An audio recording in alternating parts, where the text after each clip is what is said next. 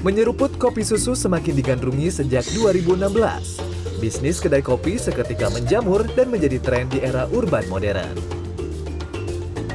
Namun, seiring waktu, penggunaan susu sapi pada kopi mulai beralih lantaran tak semua orang bisa menikmati susu sapi karena intoleransi laktosa. Mas Revo, susu nabati ini kan memang sekarang orang sudah banyak beralih. Betul. Kalau kita ngomong soal ini tuh tren, bisa jadi dikatakan seperti itu. Betul. Sejak kapan sebenarnya? Kalau ngomongin tren, sebenarnya susu alternatif itu kita udah terjadi dari sebelum pandemi.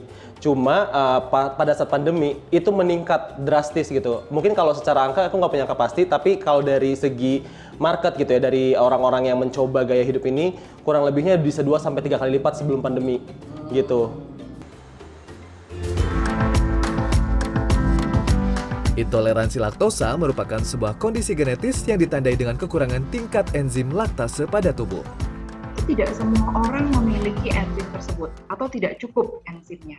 Nah, karena itu, karena enzimnya tidak cukup atau enzimnya kurang, ya, sehingga penyerapannya juga menjadi terhambat.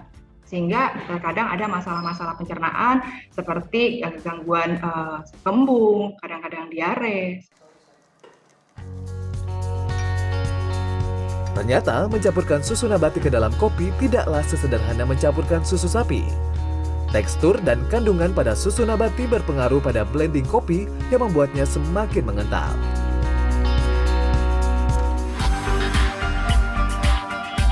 Setiap varian susu nabati yang saya cicipi memberi kesan ringan alias tidak terlalu creamy. Sebab susu nabati mengandung kalori lebih rendah dari susu sapi.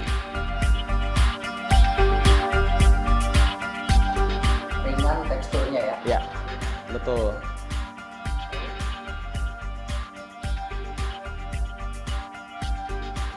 Oh, ini kayak hampir menyerupai. Betul, makanya aku bilang tadi lebih bisa gampang masuk ke beans. Oke. Iya. Sebenarnya mungkin nggak gampang dalam artian secara teksturnya, tetapi juga rasanya. Betul. Ya? Nah, kelapa.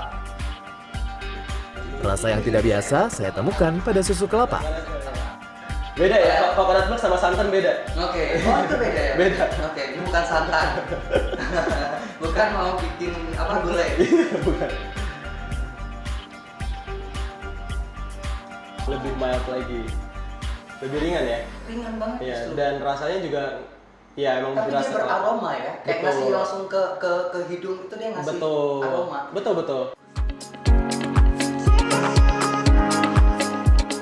Beralih ke susu nabati sudah dialami Ando sejak 6 tahun silam. Keinginannya menyeruput kopi susu terhalang intoleransi laktosa yang ia alami. Awal mulanya itu di tahun 2017. Jadi di saat itu gue merasa something was not right with my body. Gue merasa kurang sehat atau apa-apa. Abis itu gue nonton beberapa dokumenter. Tiba-tiba di dokumenter ini ditunjukkan bahwa ada namanya susu alternatif atau plant-based lifestyle. Dimana kayak kalau lu tetap suka sama susu, you can try something that's dairy free atau alternatif. And efeknya sama dan taste-nya ya bisa dibilang mirip. Ya gue coba aja. Tanpa gue dengerin orang lain, pro-nya apa, kontranya apa, gue coba aja sebulan. Nah setelah sebulan itu gue merasa kok kenapa ya tubuh gue, untuk gue ya, bagi gue, lebih enak, lebih ringan, lebih sehat. Meski mengandung nilai gizi yang dapat menggantikan susu sapi, lantas apakah susu nabati lebih sehat? Ada beberapa orang yang menganggap susu nabati ini lebih sehat. Gitu. Menurut saya sih tidak ya. Dua-duanya punya kelebihan dan punya kekurangan. Asal tidak dikonsumsi secara berlebihan. Itu catatannya. Pengalaman menyeruput kopi susu nabati membuka mata saya bahwa tren kopi susu nabati tak semata bisnis kuliner latah yang seketika memasuki pasar. Namun, mereka yang mengalami intoleransi laktosa setidaknya memiliki alternatif bila ingin menikmati secangkir kopi. Tim Liputan CNN Indonesia, Jakarta.